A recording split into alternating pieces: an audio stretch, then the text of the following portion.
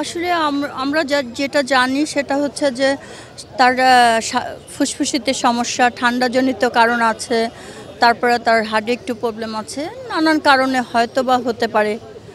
এর থেকে বেশি কিছু আসলে আমরা জানি না। অনেকেই বলছে যে সাবেক যিনি প্রধানমন্ত্রী ছিলেন শেখ হাসিনা, তার আমলে তাকে যখন কারাগারে নেওয়া হয়েছিল তখন তাকে ফুড পয়জনিং করা হয়েছে। আপনার কাছে কি মনে হয়? হ্যাঁ, এটা 100%।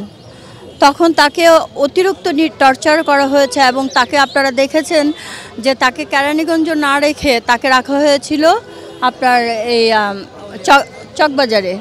তো সেখানে এমন একটি জায়গায় রাখা হয়েছিল যে এখানে অন্য কেউ ছিল না। যুক্তরাষ্ট্রের 1 নম্বর জিম চেইন গোল্ডস জিম এখন আবারও বাংলাদেশে বসুন্ধরা আবাসিক এলাকা ও বসুন্ধরা সিটি শপিং মলে। তো ওই সময় তাকে আমরা শুনেছি যে ফুড পয়জন, আপনার বিষাক্ত জাতীয় যে এই মেডিসিন দেওয়া হয়েছে তার খাবারের সাথে, এবং তাকে ইঞ্জেকশনের মাধ্যমে এই ধরনের ওষুধগুলো তাকে প্রতিনিয়ত দেওয়া হয়েছে। আমরা দেখছি যে হাসপাতালে এবং হাসপাতালের বাইরে, একেবারে বলতে গেলে বিএনপির বাইরেও অনেকে এসে বেগম খালেদা জিয়ার জন্য দোয়া চাচ্ছেন। অনেকেই তার জন্য আসলে তার হয়ে মসজিদে মিলাদ পড়াচ্ছেন। মানে শুধু বিএনপি নয়, বিএনপির বাইরেও। এত জনপ্রিয়তা আসলে কেন, আপনার কি মনে হয়?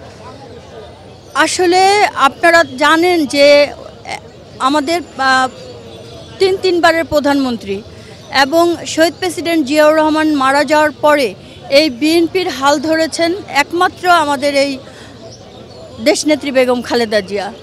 আজকে কত বছর সে এই দলটাকে নিজের বুকে ধারণ করে রেখেছেন। আর জনপ্রিয়তা তো হবেই। তার মতো একজন নেত্রী, তার মতো উদার, সে কিন্তু একটি কথা আপনাদের মিডিয়াকে বারবার বলেছে যে আমার বিদেশে কোনো প্রভু নেই, আমি বাংলাদেশের মেয়ে, আমি বাংলাদেশেই মরবো, বাংলাদেশেই থাকবো, মৃত্যু যদি হয় এই বাংলায় হবে। তো বাংলাদেশেই সে থেকেছে এবং তার উপর যে নির্যাতন হয়েছে এই নির্যাতনের আমরা তীব্র নিন্দা জানাচ্ছি।